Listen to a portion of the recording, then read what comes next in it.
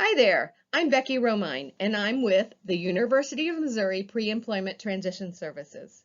Today, I'm doing a presentation on creating a resume and completing a job application. Pop quiz time! What is a resume?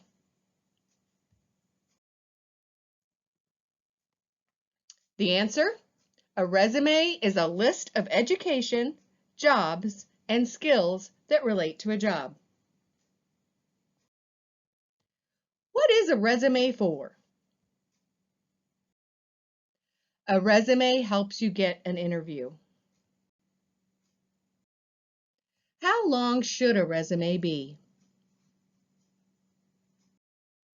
A resume should be 1 page. Let me repeat that. 1 page. What is the most important information on a resume? Your contact information. What personal information should be included on your resume? Your name and contact information. Why do you need a resume? Well, a resume is the best way to get an interview. A resume is required by most businesses, and a resume makes you memorable. When an employer looks at your resume and they see that your resume is neat, they're going to think, wow, this person must be neat. If an employer looks at your resume and says, wow, that is an organized resume, they're going to think, this must be an organized person. If the employer looks at your resume and there are no mistakes, they're going to think, wowie, wowie, wow, this person has good attention to detail. If an employer thinks, wow, this resume really looks professional, they're going to think, this person must be careful and competent. The first part of your resume is the contact information. Basically, contact information is your name, your address, your email address, and your telephone number. And all of this will be at the top of your page. The top. So here is my sample resume.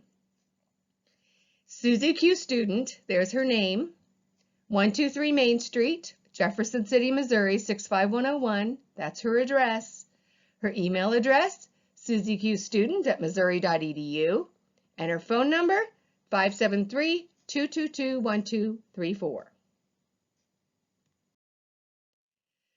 The next section of the resume, after your contact information at the top, is going to be your education section. In the education section, you're simply going to put the name of your high school.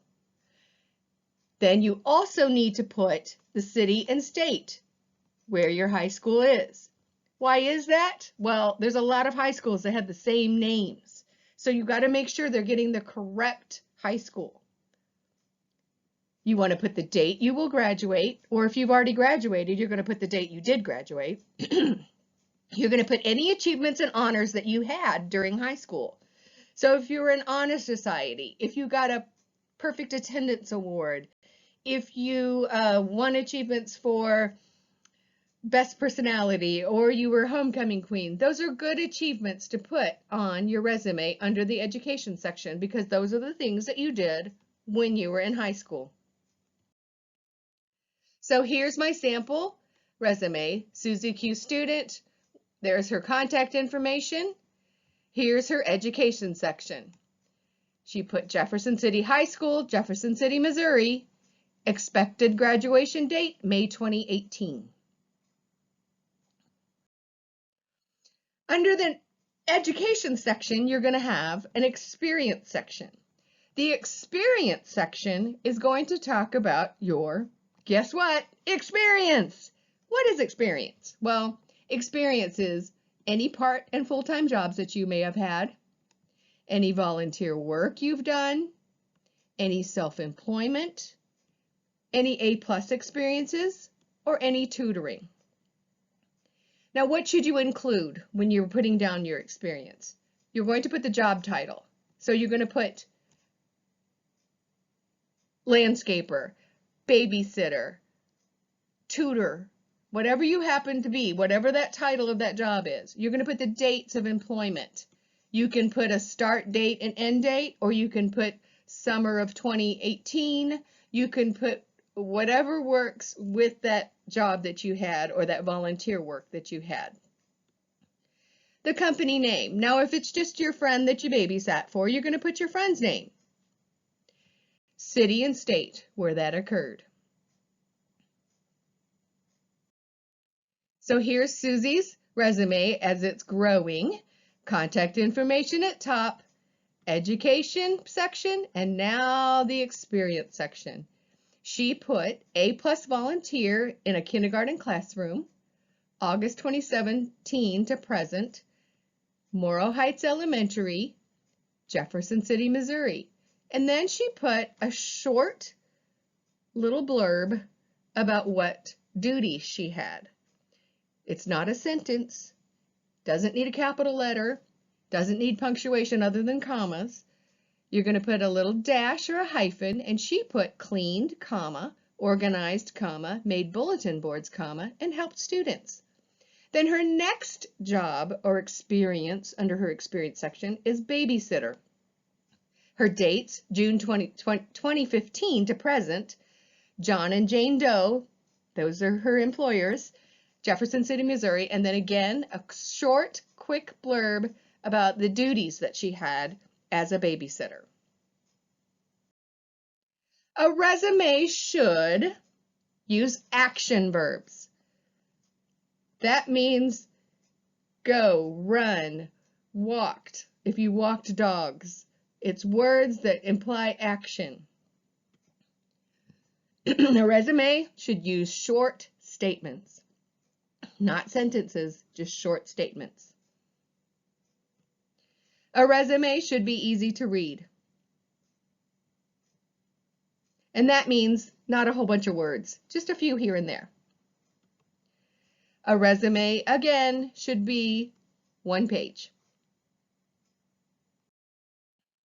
A resume should not use the words I, me, or my. A resume should not have references. A resume should not have lies or exaggerations. A resume should not be cluttered. And a resume should not have personal information. Personal information, what is that? We're talking should not have social security number, should not have age, should not have sex, should have not height, should not have weight, should not have disability, and should not have a picture on it. Filling out job applications using a pocket resume tool.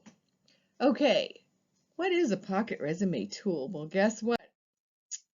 We're going to ask that question. What is a pocket resume? This is a pocket resume. It's basically a cheat sheet to help you fill out a job application. And it looks like this. There's a front side and a back side. And the neat thing about the cheat sheet, about the pocket resume, is that it folds up, and guess where it fits? You guessed it. It fits in your pocket. That's why it's called the pocket resume. And so you can carry it with you to jobs, and it'll help you fill out your job application correctly. A pocket resume contains your contact information, such as your name, social security number, address with zip code, and your phone number. A pocket resume contains your birth date. It contains your employers, their names, addresses, and phone numbers. It contains your references, their names, addresses, and phone numbers, and your high school, the name of the high school, the address of the high school, and the phone number of the high school. Now, we talked earlier that you should not put your social security number on a resume. I get that. But the pocket resume is to help you fill out job applications. And on job applications, they do often require you to put your Social Security number. So it's really handy to have it written on your pocket resume so that you can just pull it out of your pocket, copy it down if you have trouble memorizing it. Filling out an application using a pocket resume. The best option, in my estimation, the best option is to fill out the applications at home using your resume or your pocket resume. Second best option is to fill out the application at the job site and use your pocket resume.